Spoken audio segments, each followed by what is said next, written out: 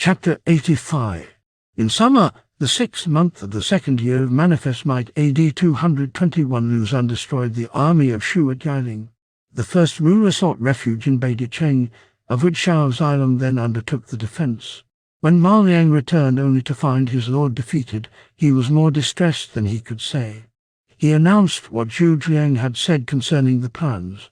The first ruler sighed, saying, "If I had listened to the Prime Minister's advice, the defeat would not have happened. Now how can I face the officials if I return to my capital?" So he promulgated a command to change the guest house into the Palace of Eternal Peace. He was deeply grieved when they told him Feng Zai, Cheng Jin Futan, Zhang Nan King Shamo Qi, and many of his generals had died loyally in his cause. Next, he heard people say, Huan Quan, who had been given command of the army on the north bank, had given in to Wei.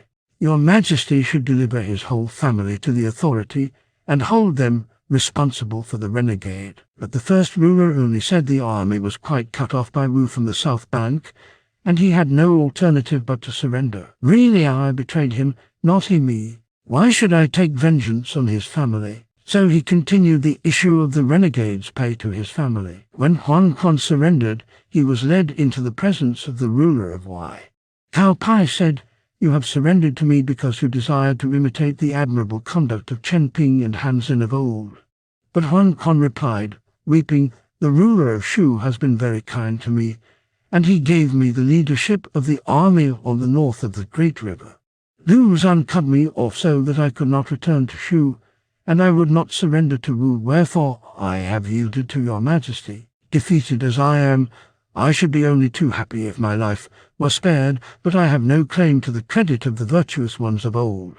The reply satisfied the ruler of Wei, and he conferred on him the title General who guards the south. But Huan Quan, however, declined the offer.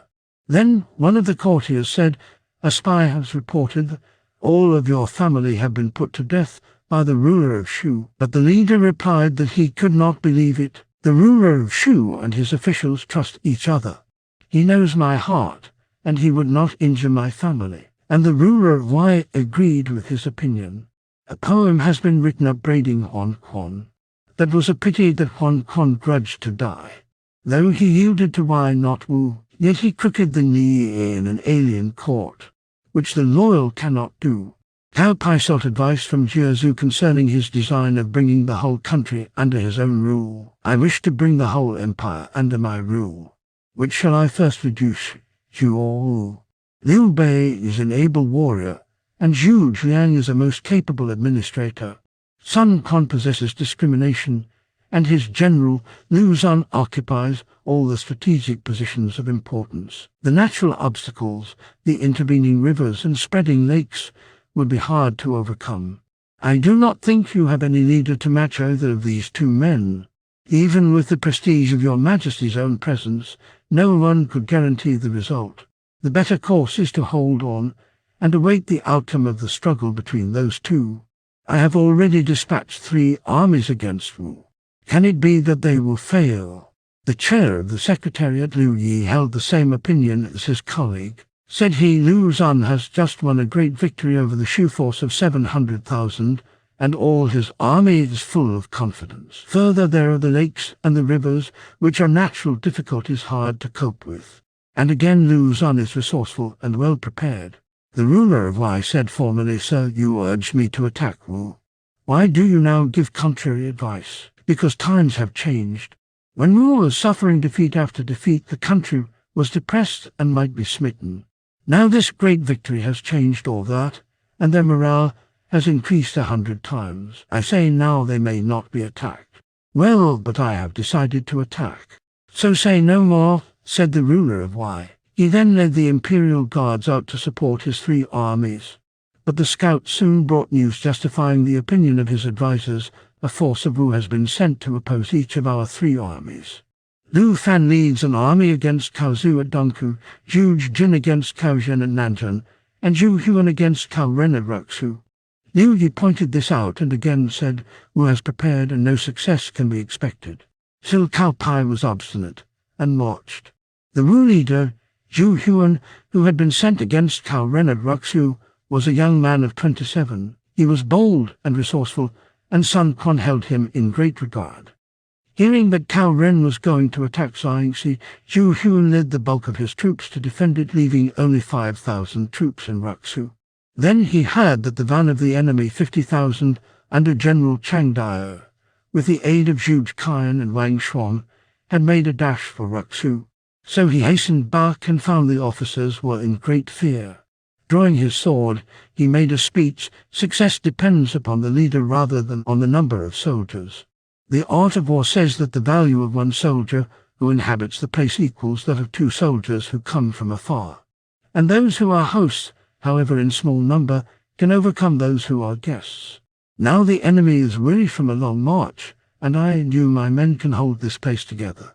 We have the great river to defend us on the south, and we are backed by the mountains on the north. Success should be ours easily, and we are as hosts at home awaiting the arrival of our weary visitors. This will give us victory in every fight. Even if Cao Pai comes, we need feel no anxiety. How much less care we for Cao Ren and his troops. Zhu Huan he issued orders to furl all the banners and to silence all the drums, as if the city was empty of defenders. In time, Chang Dao and his veterans of the van came to the city. Not a person was visible, and he hastened forward with all speed. But as he neared the city, suddenly a bomb went off. Immediately up rose a forest of flags, and out dashed Zhu Huan with his sword drawn. And he made for Chang Dao. In the third encounter, Zhu Huan cut down Chang Dao, and the troops of Wu, rushing to the attack, thoroughly routed the invaders, slaying innumerable soldiers. Besides scoring a complete victory, Zhu Huan took much spoil of flags and weapons and horses. Cao Ren himself, coming up later, was attacked by the troops from Xiangxi and was also routed. He fled home to his master with the news of defeat and destruction, and before the ruler of Wei could decide what course to take in regard to this loss, the news came of the defeat of his another army. Cao Zhen and Zai Hushang were besieging Nanjun when Zhu Jin from within and Lu Zun from without attacked in concert. The 2 generals suffered a great loss. Immediately another report came: Cao Zhu has been defeated by Lu Fan at Dongku. So all 3 armies had failed and were lost. Cao Pai sighed and said sadly, "This has come from my willfulness and my neglect of the advice of Jiazhu and Liu Yi." The summer of that year was very unhealthy, and a pestilence swept away the soldiers, more than half the number. So they were marched home to capital Luoyang. The 2 countries were at enmity, though they were not fighting. Meanwhile the first ruler was failing. He remained in his palace of eternal peace at Beidicheng, and presently was confined to his couch. Gradually he became worse, and in the 4th moon of the 3rd year of manifest might AD 222 his condition became serious.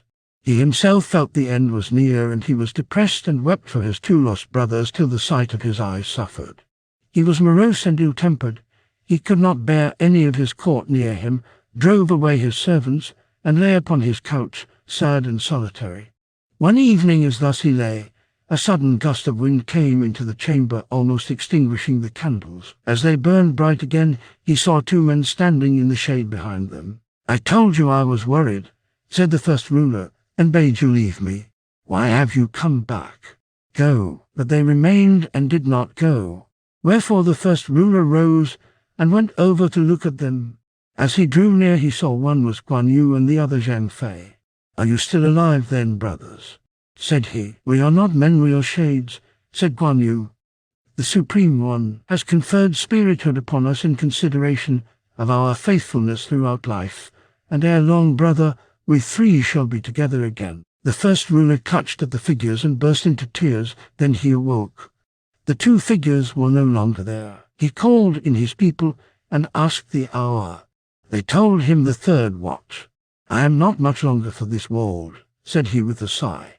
Messengers were sent to capital Chengdu to summon the Prime Minister and other high officers of state to receive the Emperor's last instructions. They came, Zhu Jiang bringing the 2 younger sons, Prince of Lu Liuyang and Prince of Liang Lulai. The eldest, the heir apparent, was left in charge of the capital. Zhu Jiang saw at once that his master was very ill. He bowed to the ground at the foot of the dragon couch. The dying emperor bade him come near and sit beside him, and he patted his minister on the back, saying, "The attainment of emperorship was your work. Little thought you that I should prove so stupid as not to follow your advice, and so bring about the late disasters. But I am deeply sorry, and now I shall not live long. My heir is a degenerate, but I must leave him to do the best he can with the great inheritance." And the tears flowed in streams. "I trust your majesty will fulfill the hopes of the people by a speedy recovery," said Zhu Jiang, also in tears. Turning his head, the first ruler saw Ma Su, Ma Liang's brother, at the bedside. He bade him retire. When Ma Su had left the chamber, the first ruler said, "Do you think Ma Su is clever?" "He is one of the ablest people in the empire," said Zhu Jiang. "I do not think so. I think his words exceed his deeds. Do not make much use of him. Watch him carefully." Having said this, he bade them summon the high officers of state to the chamber. Taking paper and pen, the first ruler wrote his testament. He handed it to the prime minister with a sigh and said, "I am no great scholar, and I only know the rough outlines of what should be known. But the teacher has said, a bird's song is sad when death is near, and a dying person's words are good. I was waiting that we might aid each other in the destruction of the cows and the restoration of the Huns, but ere the work is complete I am called away. And this last command of mine I confide to you as Prime Minister, to be handed to my son and heir Liu Shan. My words are to be taken seriously. I trust that you will instruct and guide my son." Zhu Jiang and all those present wept and prostrated themselves, saying, "We pray your majesty repose yourself. We will do our utmost whereby to prove our gratitude for the kindness we have received." At the first ruler's command, the attendants raised Zhu Jiang from the earth. With one hand the dying man brushed away the falling tears, while with the other he grasped Zhu Jiang's hand. And he said, "The end is near. I have something more to say as to a close general."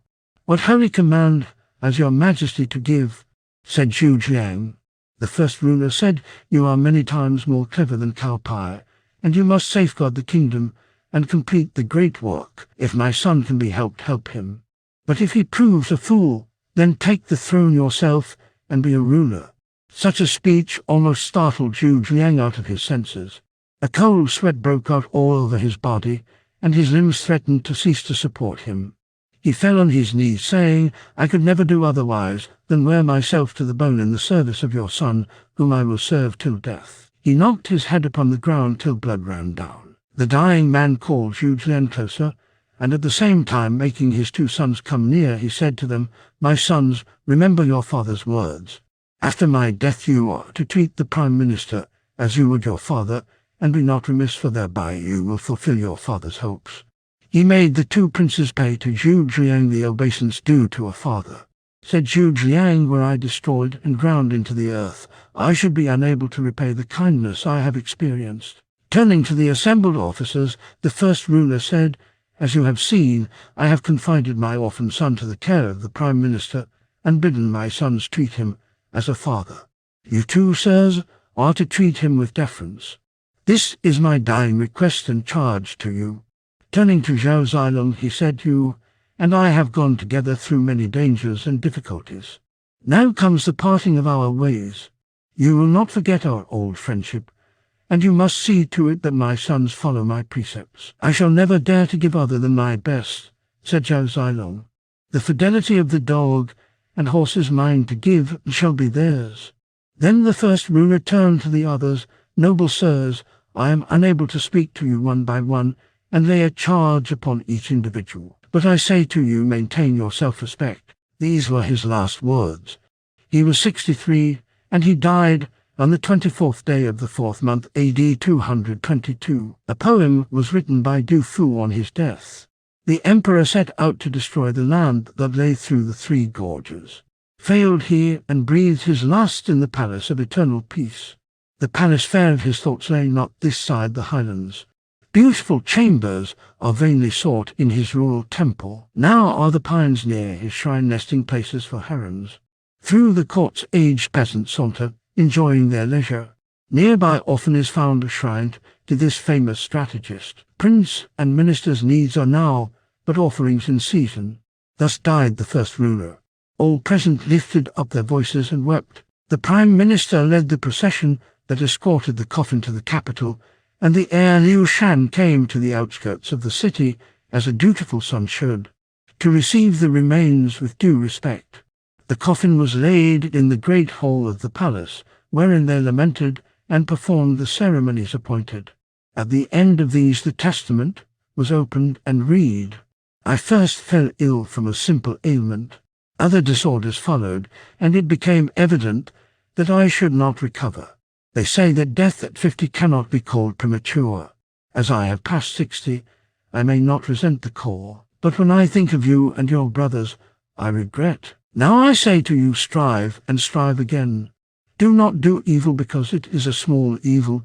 Do not leave undone a small good because it is a small good. Only with wisdom and virtue people can be won. But your father's virtue was but slender, and do not imitate. After my death you are to conduct the affairs of the state with the Prime Minister. You are to treat him as a father and serve him without remissness. You and your brothers are to seek instructions. This is my final and simple command. When the officials had read this, Zhu Jiang said, the state cannot go a single day without a ruler, wherefore I beg you to install the heir, the successor to the great line of Han. Thereupon the ceremony was performed, and the new emperor took his place. The style of the reign was changed to beginning prosperity. Zhu Jiang was made Lord of Wuxiang and Imperial Protector of Yizhou. Then they buried the late emperor at Huailing with the posthumous style of Liu Bei, the glorious emperor. The empress of the Wu family was formally created Empress Dowager. The late consort Gan became the glorious empress, and the Lady Mai was granted similar, also posthumous rank. There were promotions in rank and rewards for all, and a general amnesty was proclaimed. Before long, knowledge of these things came to the Middle Land, and a report was sent to capital Luoyang and made known to the ruler of Wei. Cao Pai felt relieved and was glad of the death of his rival, saying, Liu Bei is dead, I am no longer worried. An attack during the critical moment can bring a victory over Shu. But Jiazhu dissuaded him, saying, Liu Bei is gone, but surely he has confided the care of the state to Zhu Jiang, who is indebted to him so deeply. He will exhaust every effort to support his young lord. You may not hastily attack. As Jiazhu tendered this remonstrance, a man suddenly stepped out from the serried ranks of courtiers and said fiercely, if you neglect this moment, can you expect a more favorable opportunity? All eyes turned to the speaker. It was Sima Yi. The interruption greatly pleased Cao Pai, who at once asked how it was to be done. Sima Yi propounded his plan in the following speech. It would be very difficult to obtain success with our own resources. Hence we must use 5 armies and attack all round at the same time, so as to divide Zhu Jiang. Where are the 5 armies to come from? Said Cao Pai. Sima Yi went on, the first is to be got from Liardong, from the Xian by state. You must write to King Kebai Neng and send him presents of gold and silk so that he may send 100,000 Kang troops from Liaoxi to attack Xiping Pass. Secondly, the king of the Mang tribes, Meng Huo, must be persuaded to lead 100,000 troops to attack the south of Shuizhu, Nongsheng Zanj, and Yusui. Thirdly, you must send an ambassador to Wu with fair promises of an increase of territory, and so induce Sun Quan to march 100,000 troops to the attack of the 3 gorges, making Fucheng his objective.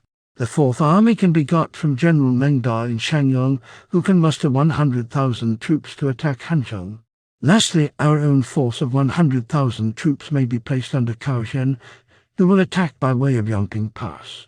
With 500,000 troops making simultaneous attacks along 5 different directions, it would be hard for Zhu Jiang to hold his own, even if he had the talent of Liu Wang himself. The scheme delighted Cao Pai, who at once cast about for 4 glib-tongued messengers.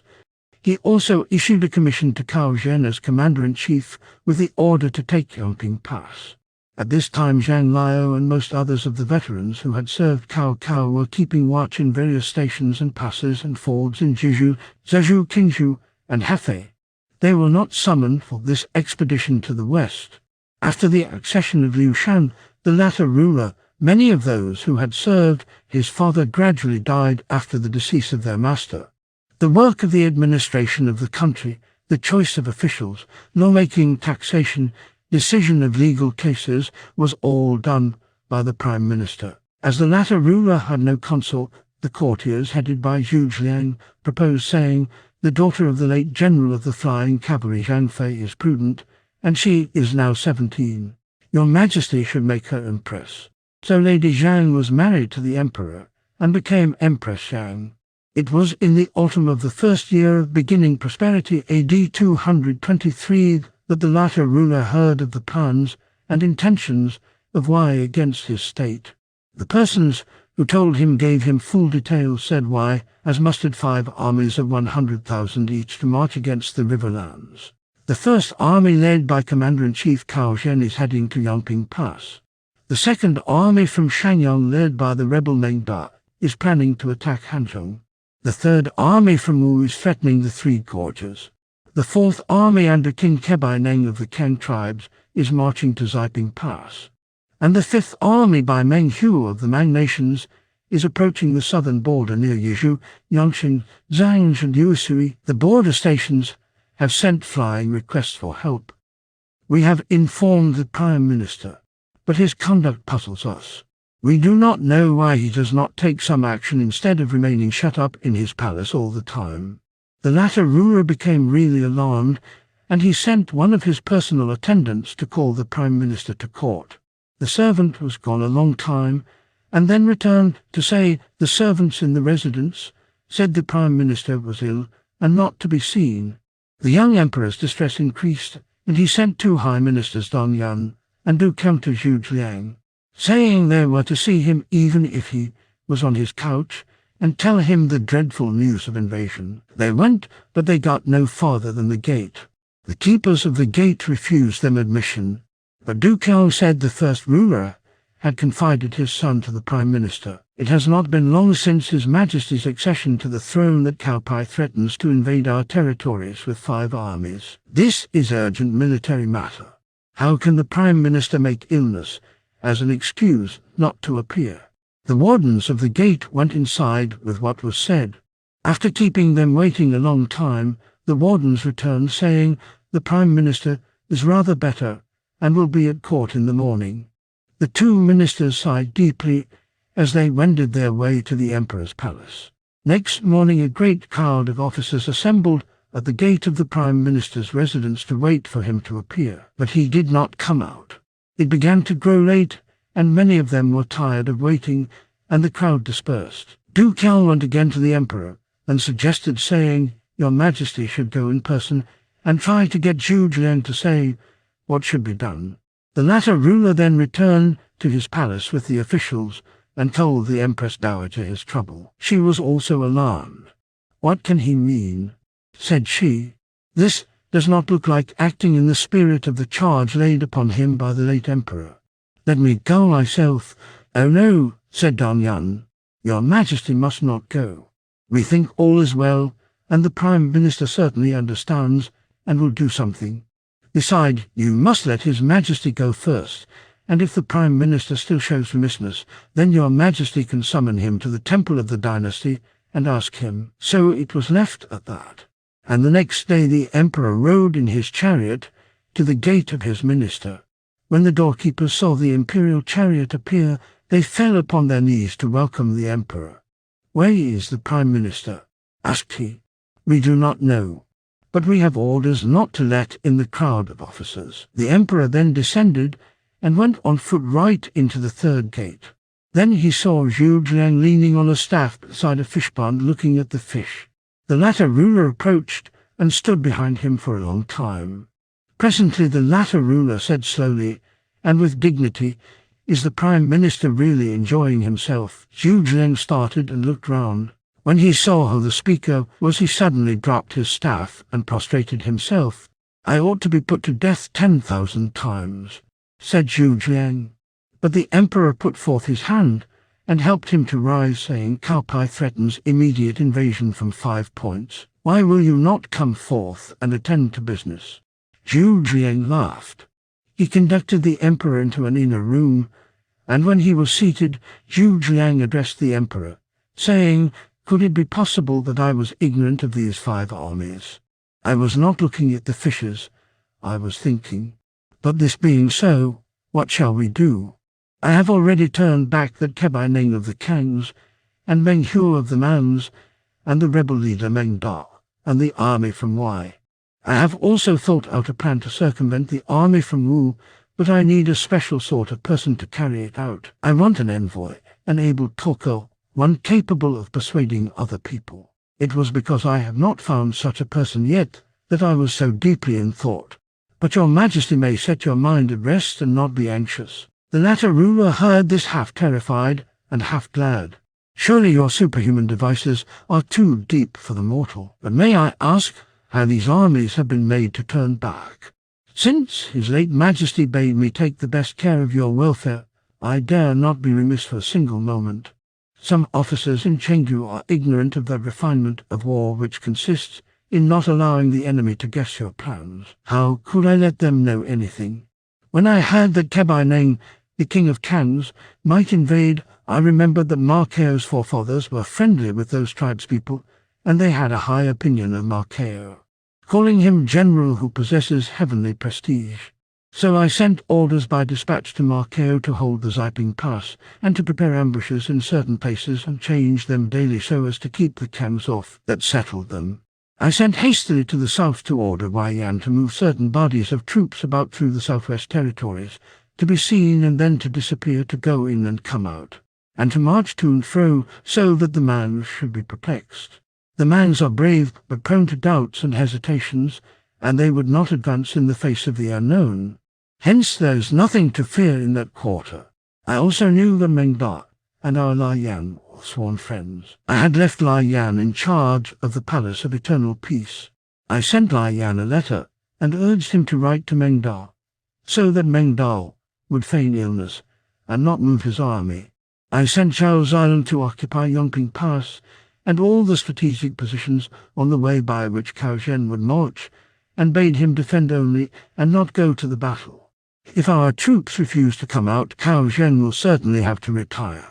So all those four are settled. But for greater security, I have sent Zhang Bao and Guanzhong each with 30,000 troops to camp at points whence they can quickly help any of the others who may need it. And none of these arrangements are known here. Now there is only Wu left to deal with. Had the other four armies succeeded, and Shu been in danger, Sun Quan would have come to the attack. If the others fail, I know he will not budge, or he will remember that Cao Pai has just sent 3 armies to attack his country. And this being so, I want someone with a ready tongue and ingenious mind to go and talk plainly to Sun Quan. So far I have not found such a person, and I am perplexed. I regret that I have given your majesty occasion to make this journey. The Empress Dowager also wanted to come, said the emperor. But now you have spoken, O minister father, I am as one awakened from a dream. I shall grieve no more. They too drank a few cups of wine together, and the prime minister escorted his master to his chariot. A ring of courtiers were waiting, and they could not help remarking the happiness that shone in their master's face.